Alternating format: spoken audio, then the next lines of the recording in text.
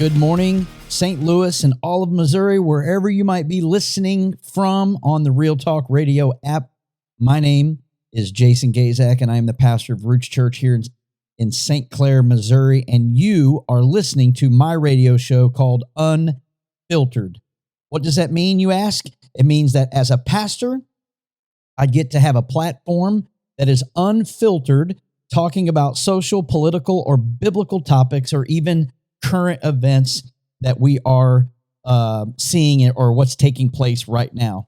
So it doesn't really matter if you're Republican, Democrat, whatever political stance you call yourself. It doesn't matter how rich or poor you are, what ethnic background you might be, or wherever you live and listen to this show. You matter, okay? You matter. I care. This show is about me being able to just give some straight talk, really, and be kind of unfiltered about it. And you may not like everything I talk about. You may not agree with what I say. And guess what? That is okay. We live in America where we all have free speech and the freedom to believe and think and have opinions. And guess what? You have an opinion. I have an opinion. And like I say, you have the right to be wrong. So here's the deal. We're going to address two big topics today in the show. I've reformatted this show a little bit to try to make it, something that all of us can, bring something back. I also want you to know that, listen, even though this show is pre-recorded, it's not live as much as I'd like for it to be. It's pre-recorded, and therefore I don't do second takes. I don't do, a redo. This is a live cut right off of whatever I'm talking about.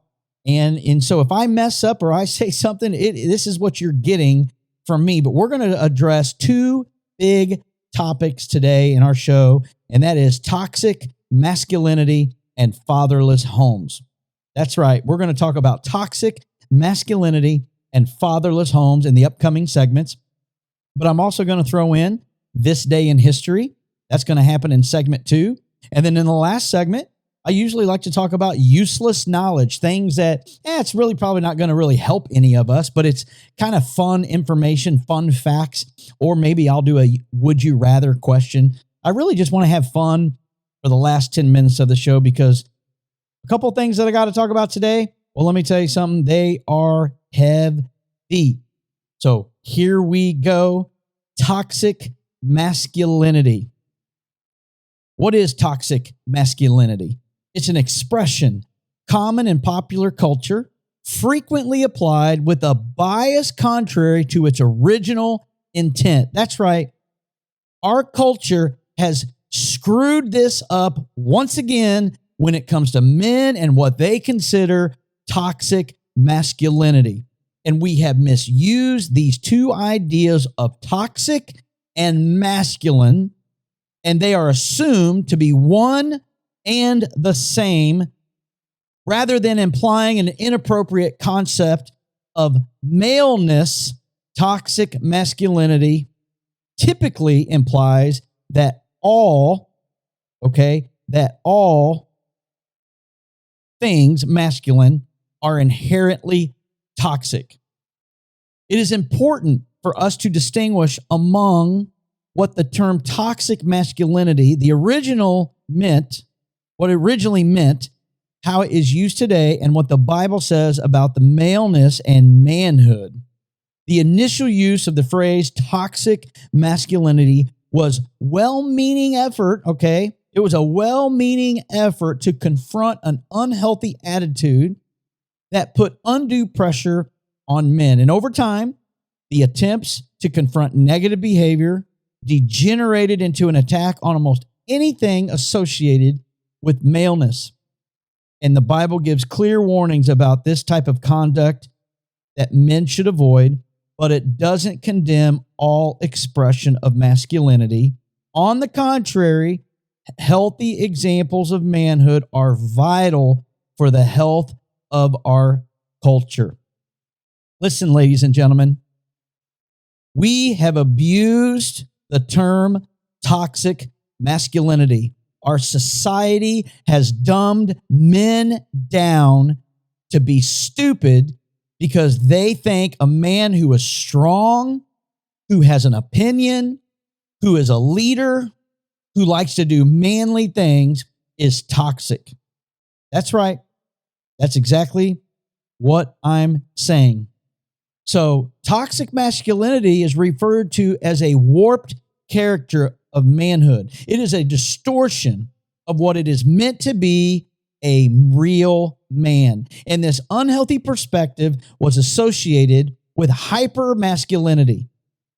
That's right. Hyper masculinity. It's a cartoonish, stereotypical he-man or macho man, perpetually scowling, tough, and immune to pain or emotions. That's what we think it is. They close themselves off to others. They overwork. They refuse to admit their failures. And originally, the term toxic masculinity was aimed at the misguided perception that real men didn't express their feelings, exhibit gentleness, practice submission, or demonstrate nurture. That's what it was originally supposed to be towards. And as a part of the same effort, toxic masculinity was also applied to other behaviors towards which stereotypically attitudes often pressure someone to be a real man. Yeah, like you're not some man. I mean, it is just crazy to me what people think and how they view toxic masculinity. Over time, attacks on hyper masculinity seeped into criticism of any behavior stereotypically associated with men. It has been unfairly applied to men who want to be protectors and providers for their spouse and their family, or to men who have behaved in ways that were once considered chivalrous. Oh, yeah, we don't even know what that word is anymore, chivalrous. And so those who value manual labor or athletics, or even men who prefer not to be excessively emotional or vulnerable, traits such as competitiveness, bravery, or even merely being loud, have been labeled as expressions of toxic masculinity by some modern critics. And so this misuse phrase came about when the focus was placed on maleness rather than on truly inappropriate behaviors. Boys especially have suffered this culture trend because of competitiveness, risk-taking, daring, being noisy, and always, if they have this bad mojo, they used to be accepted of boys will be boys. But today, however, those traits are often labeled as inappropriate or even toxic. And classically, feminine behavior is stressed as good, while roughhousing and being boisterous and adventurous and so forth are being punished as misbehavior. There are consequences. And the problem with all these expressions of manhood as toxic masculinity is that it makes legitimately wrong behaviors harder to confront. Truly toxic behaviors such as promiscuity, bullying, and emotional isolations aren't made better with behaviors like chivalry or competitiveness or boldness that are scorned. On the contrary, the results in fewer examples of male expression. It doesn't incentivize boys to act like girls. It only encourages shame and hiding. Leave a boyish boy with no safe measure way to express himself, and guess what? He's likely to become hardened to criticism and correction, developing a true toxic character as a result. I could go on and on about toxic masculinity. And promoting a biblical model of masculinity also leads to greater respect and appreciation for women. Attempting to make men and boys just like women and girls doesn't help anyone. It's been said that God did not create woman to do everything men can do, but do everything men cannot do. Celebrating the unique and precious gift of femininity isn't possible unless there's a complementary approach. There are scriptures that debunks all notions of toxic masculinity. It condemns inappropriate behaviors and applauds positive ones. God's word speaks against those attitudes that are truly toxic, but not all men have toxic masculinity, ladies and gentlemen. We need men to be men. We need men to be tough, but we also need men to be vulnerable and be able to share their emotions and their feelings, but they're afraid to do so because of feminism. We'll be right back, ladies and gentlemen. That is just the beginning of this show. I hope you come back. We'll see you here in just a few minutes.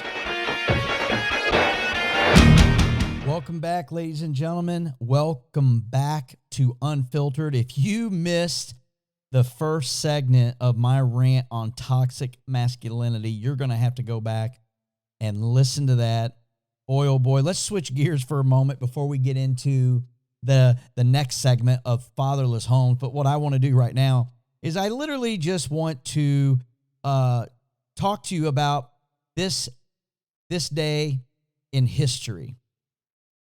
What happened in this day in history? Well, in 1890, on October the 1st, which, would have been exactly 1 year ago today, an act of Congress creates Yosemite National Park, home of such natural wonders as Half Dome and the giant sequoia trees. I don't know if you've ever been to Yosemite National Park.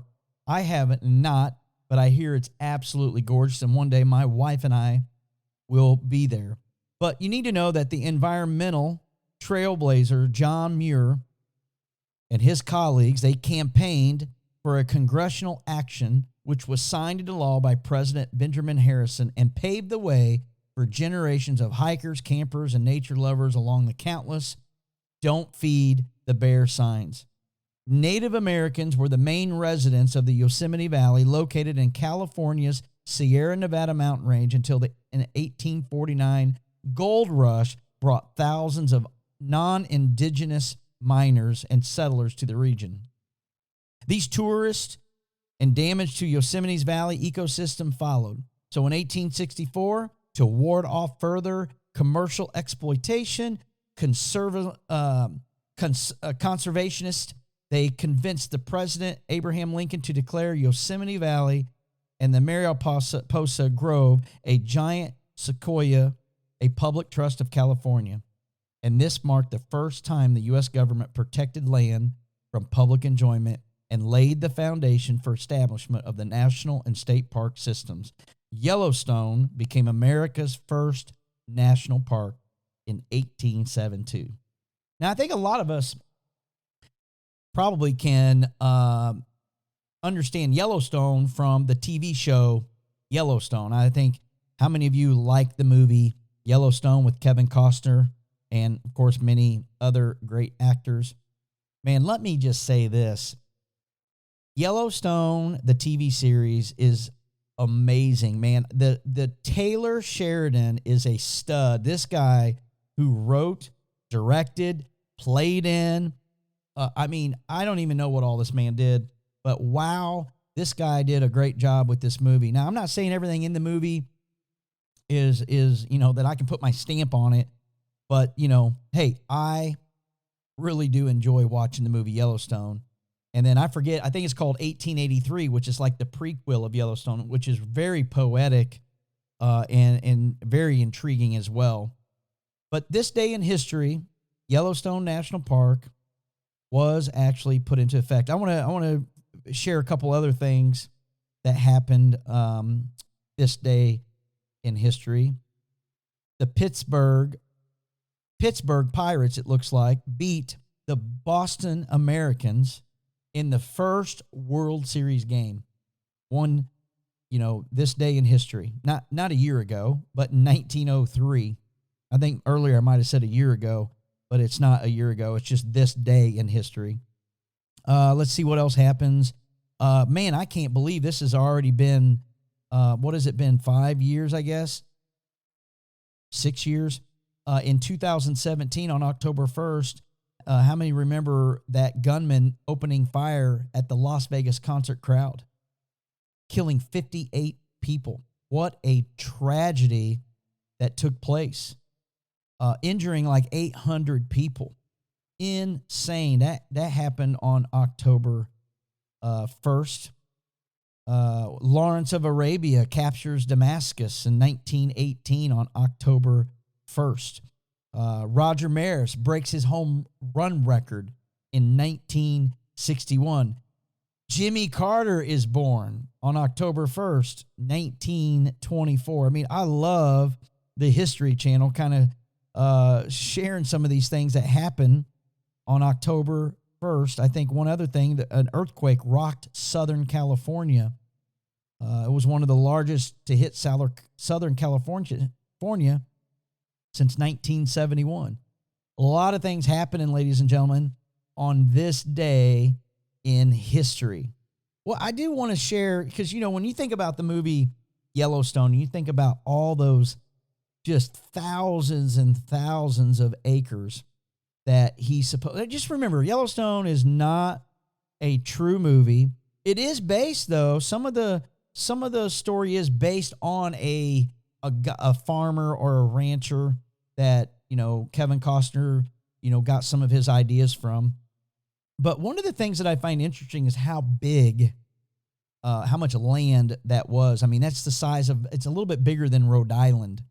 So I took the interest in finding out who the top landowners were, and I don't know if you even care about this, but let me share with you the number one landowner in America is John Malone, and he has 2,200,000 acres, 2,200,000 acres. John Malone, he's the largest private landowner in the United States, and his fortune was made in the media space, where he still today owns many media assets we all consume today.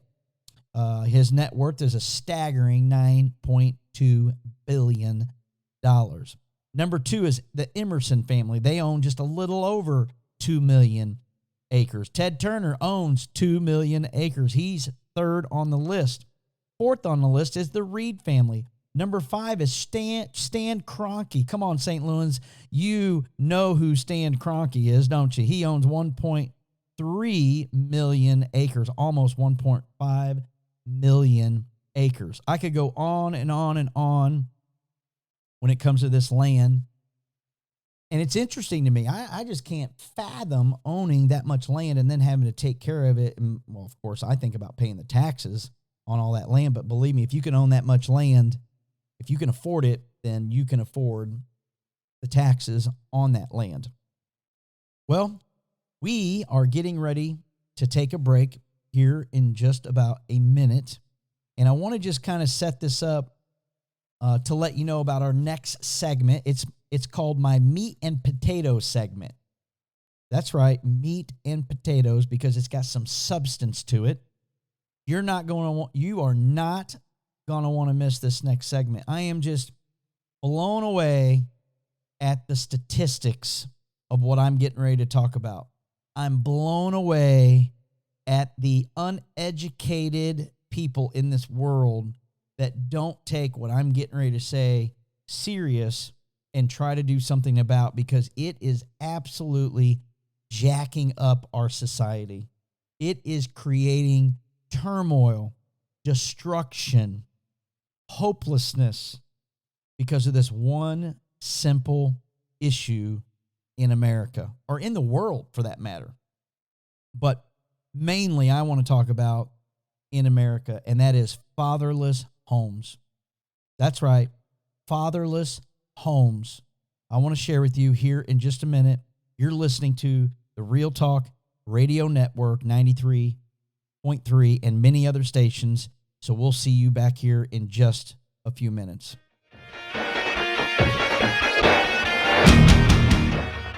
All right, we are back from our commercial break, and we are heading into our third segment of Meat and Potatoes, and we are going to talk about fatherless homes.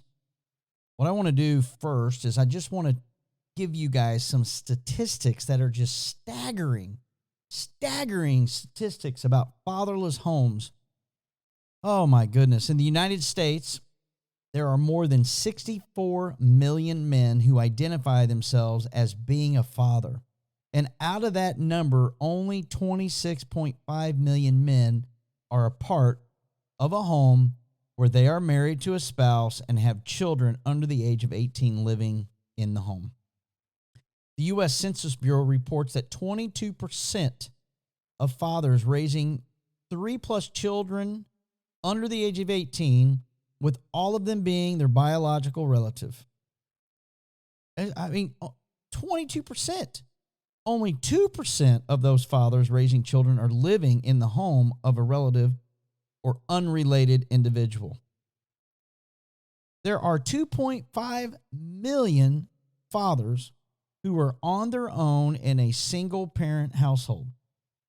And in 1970, there were only 400,000 fathers in that situation.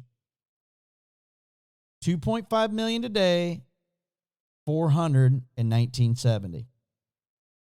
Man, fathers are important, but unfortunately, fathers are not always there.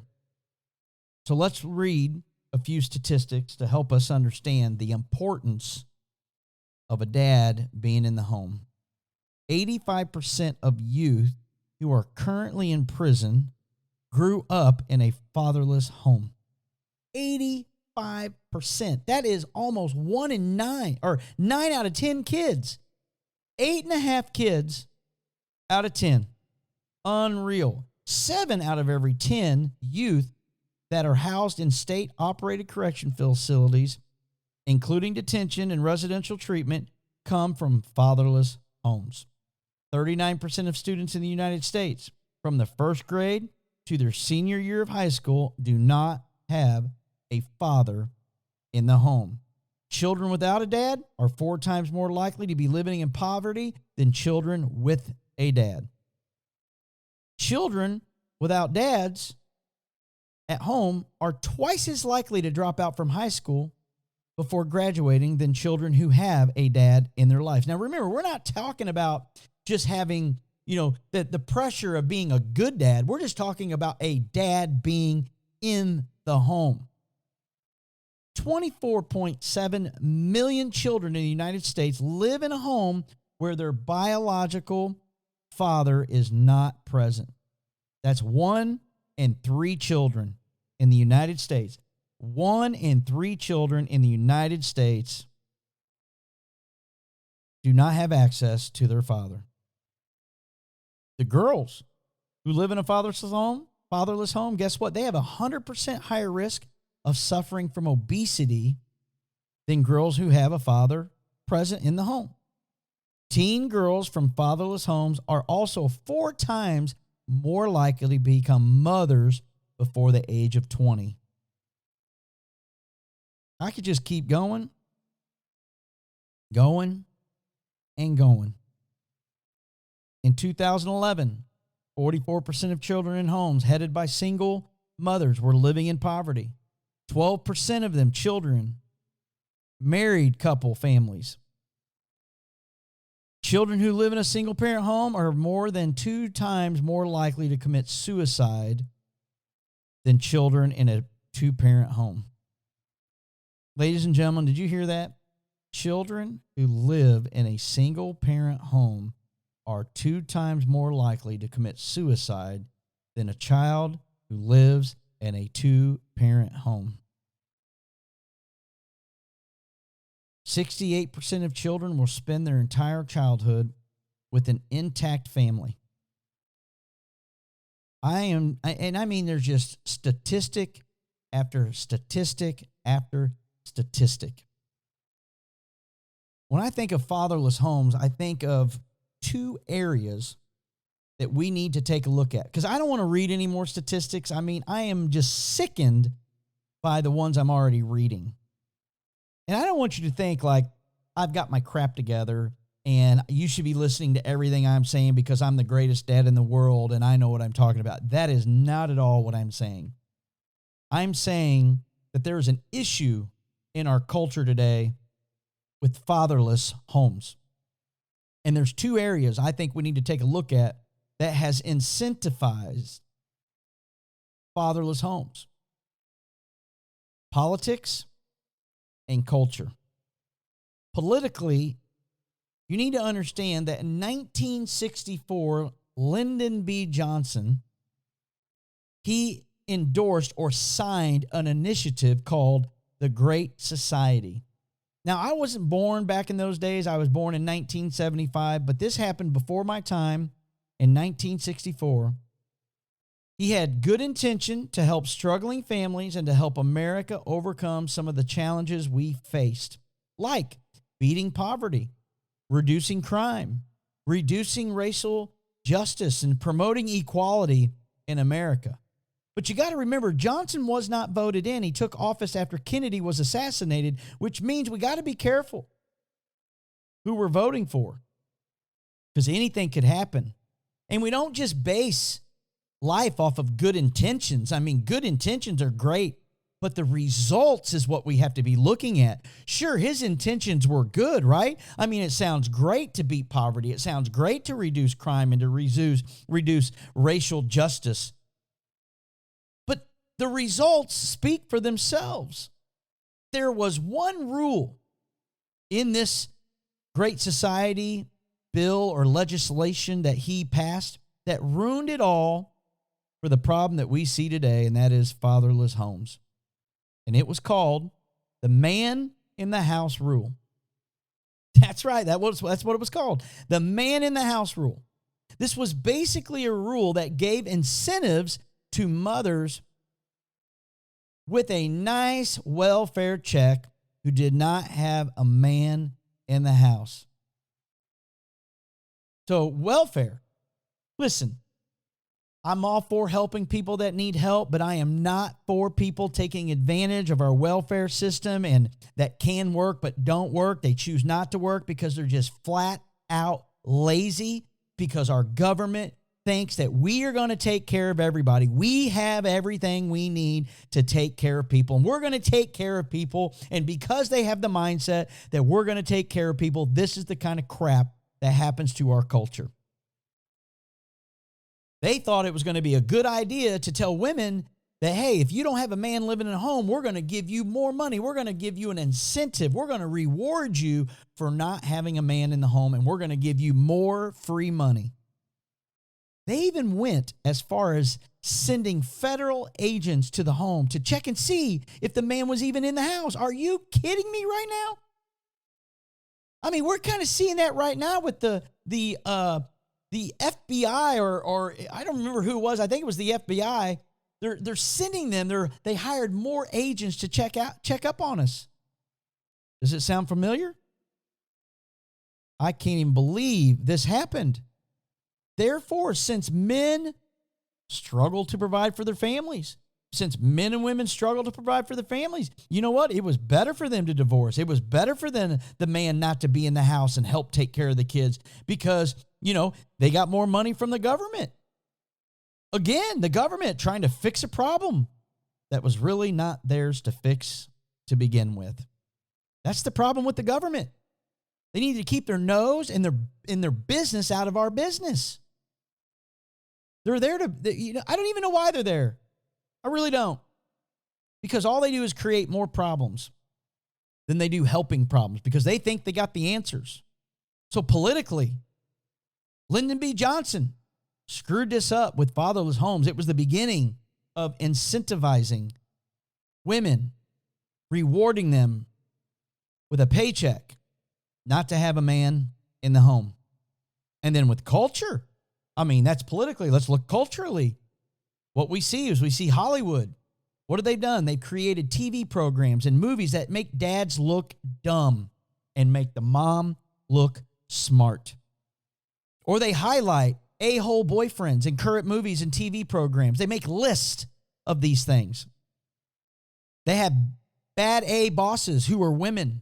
Again, subconsciously putting in the minds of kids and teenagers, even adults, feminism is the key, or claiming I don't need a man statement. I've heard women say, I don't need no man in my life. I can do everything on my own. Oh, I'm going to talk about that next week, by the way. Let me just give you a little feeder for next week. I'm going to talk about radical feminism. I'm going to talk about the Me movement. I'm going to talk about how the radical feminism is screwing up society. Oh, some of you are going to think I'm a male chauvinist pig, but trust me, I am not. I am all for women leaders. I am all for women having the same rights as men. I don't want to say too much. You're going to have to come back next week for that one. So you add the political mess with the cultural misbelief, and you know what it equals? Fatherless homes. You have society telling us that men are stupid. There's too much toxic masculinity in our society. We don't need that. We need women to rise up. So how do we fix this? How do we fix this? I don't want to just bring problems and completely discourage you today, but I want to know how we can begin to fix this. Here's how you do it. You start paying attention to who you vote for. You start paying attention to what you allow your kids to watch. And most importantly, you need to put God first. Can you imagine what culture would look like if we began showing movies and sitcoms with well-rounded, strong men and we celebrated it? We need to step away from the toxic masculinity narrative and step into the valued traits that men were given by God and celebrate those things. Politically, we need to pay attention to the legislation that incentivizes single motherhood from our welfare system.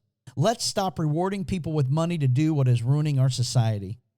And I get it.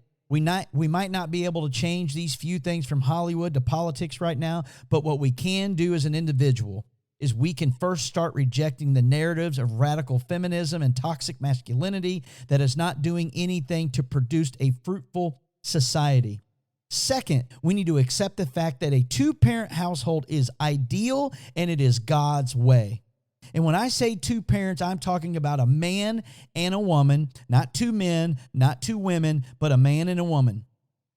And please, single people, single parents, please do not take away, or I should say this does not take away from you single moms and single dads out there trying to make it work. But the reality is, it was not meant to work that way. That is why you're struggling. It was meant to be with a husband and a wife. And lastly, we can't depend on politics or Hollywood to change this culture. It has to be us as individuals. We have to start honoring and respecting and celebrating and appreciating fathers in America.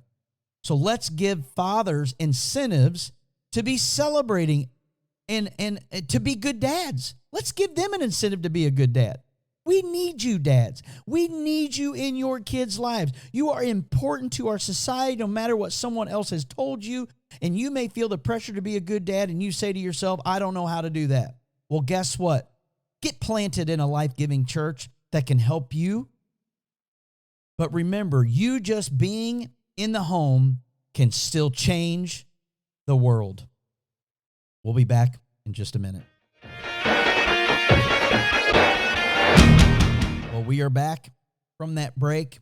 I had to cool down and go take a blood pressure pill. I know that sounds funny. I tell you what, I just get so fired up over our world and our culture and our society of people who are just ignorant of what's around them. It's ignorance. That's what it is. For us to not see what is going on around us with this culture of toxic masculinity or radical feminism that's creating fatherless homes in our government and our politics and Hollywood and everything around us, it is absolutely just complete ignorance. That's what it is. And I care. I'm passionate about the subject. I'm a pastor. I see it in the church. The church is not a building, by the way. It's a bunch of people in a building. That's the church. And I see people struggling. I see single moms. I see single dads that are struggling. I see kids more than ever having anxiety and depression and ADD. And that's a whole nother topic I'm going to talk about. I'm going to talk about behavioral disorders that we start speaking over our children before they even know it or believe it. It's insane what we do to our kids. It's insane what we do to our society. And I just feel, and I just know within my heart, the answer is Jesus Christ. The answer is God in your life. The answer is knowing who created you and how he created you and what you were meant to be and there's purpose in your life, and everything else is nothing. The devil comes to steal, kill, and destroy. That's what he says. But Jesus came to give us life. And that's what we want to do. We want to help people in their life see what they're doing and culturally how we can change it. We have a part to play in our culture for our kids and our grandkids and our great-great-grandkids. There you go, ladies and gentlemen. Unfiltered. You got a little bit of me today, unfiltered, and I'm going to bring it again next week, talking about a few other hot topics. But before we leave today, let's switch gears. Let's switch the train tracks over. Let's have a little bit of fun and talk about some useless facts that are just too entertaining to hear and to see. I'm just going to read a bunch of these and talk about a couple of these. Let's see, what do we got here? Let's just read. I didn't know this, but it says that you are 13.8% chance more likely to die on your birthday. I talk about dying because I'm not afraid when I die where I'm going, because I'm going to heaven. I am confident in that. I'm more afraid or fearful of how I'm going to die. If you're out there today and you are afraid of how you're going to die, give me some hand emojis in the on the app, or let me know somewhere on social media that is one of your things, because it definitely my thing. I didn't know this. Playing dance music can help ward off mosquitoes. So if you're out and about, because, mosquitoes are dying right now anyway because the colder temperatures, especially this week, how they've been chillier, they're going to all go away pretty soon. But for next summer, ladies and gentlemen, it says that if you play some dance music, it's going to help keep those mosquitoes away. I didn't say that. That's just a useless fact that I am reading right here. Let's see what else we got here. Those little metal studs on your jeans, they have a name and a purpose. And the purpose is because that's the part right there by your pocket that is mostly worn. I guess rubbing up against things, putting your hand in and out of your pocket, your wallet, your keys, whatever it is. And those things help keep your pants from getting holes in them. A Greek-Canadian man, he invented the Hawaiian pizza. I like Hawaiian pizzas. I don't know, there's something about a Hawaiian pizza, the odd flavors of Canadian ham or bacon, whatever you want to call it, pineapple, maybe some onion on a good hand-tossed crust, or if you like thin crust, of course, St. Louis style pizza is thin crust.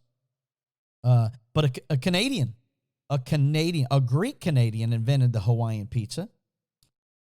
Let's see, what else do we have here? Oh, I do not want to talk about cats. I hate cats. I did learn something really interesting about our bones in our body. I'm trying to find it as I'm scrolling through here, but it actually says, here's a good one before I talk about the bones. The average adult spends more time on the toilet than doing exercise. Oh my gosh. That's hilarious. I believe that, man. If you ever come into the bathroom, the men's bathroom, the volunteer men's bathroom on a Sunday, I guarantee you would agree with that philosophy. Oh, adults spend more time on the toilet than they do exercising. It says that the average person spends 3 hours and 9 minutes on the toilet each week, but only spend 1 hour and 30 minutes working out. That is a funny fact. This is a good one. Dragonflies have 6 legs, but they can't walk. I didn't know that. I didn't know that dragonflies had legs and they couldn't walk. Well, the one statistic, or the one thing that I saw here, was that a human bone is stronger than a human bone is stronger than steel or concrete. Here it is right here. Human bodies can sometimes feel vulnerable and fragile, but if you want to feel like a superhero, keep in mind the human bone is actually stronger than both steel and concrete. It says that bone is extraordinarily strong, ounce for ounce. and that bone is stronger than steel. Siri was trying to talk to me just a minute ago. I think it says right here that a cubic inch of human bone can bear the weight of 5 standard pickup trucks. Wow. Crazy. There's hundreds and hundreds of useless knowledge and information out there, ladies and gentlemen. I can just tell you that right now. We've only got a couple minutes left. And during these few minutes that I have with you, I'd like for you to do me a favor and just send me a text. Send that text to 314-924-4215. If you're listening to the radio show and you've enjoyed the show, you hated the show, I don't care. If you hate the show, tell me you hated the show. It doesn't mean I'm going to change it, but I would like to know if you didn't like it. That number is 314-924-4215. I know I have critics out there. I know I have fans out there. I know I have followers out there. Just send me a text. Let me know if you like the show or not. But either way, go on the Real Talk Radio app. If you haven't downloaded the app, download the app. I know here soon in the future, I don't know when it is, so I do not quote me on this. I just know I keep seeing information about the radio tower that's been erected. I've been told it's been fully erected. They're just waiting on, I guess, some technical things to get it all hooked up and working, but won't be long, and you'll be able to hear this radio show all the way, in just way more miles than what you have in the past. So I encourage you to be patient while that is happening and give thanks to, our show, our owners, Rick and Tracy Ellis, for putting in, and their team for putting in all the hard work that it takes to put on a radio show like this conservative talk show radio. And I am grateful that they allow me to be on here to talk about whatever I want to talk about. It's pretty cool. And I have friends that have their own radio show, like the Patriot Enclave by Brian Nieves. Go listen to it. Victor Nieves, his son, is on the show. They're on every single day.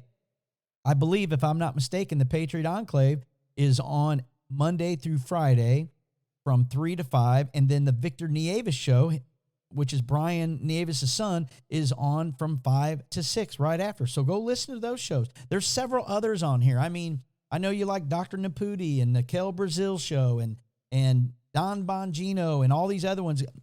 Support the radio show and all the other shows that are out here trying to make a good radio show for you guys to listen to. Well, I've got about 40 seconds left, so I want to let you know how much I appreciate all of you listening. I appreciate all of you supporting my wife and I at Roots Church out there in St. Clair, Missouri. Come say hi to us out there. Let us know you're there. We would love to visit, or we would love for you to visit and come see us if you get a chance, if you're out in the St. Clair area out there in Franklin County. We are right off the service road right there, Roots Church. Come and check us out. Otherwise, guys, we will see you next week. Next week, we'll have another unfiltered radio show for you, and we are going to talk about some fun subjects. So I encourage you to listen, invite somebody to the show. Otherwise, have a great weekend. We will see you guys next time.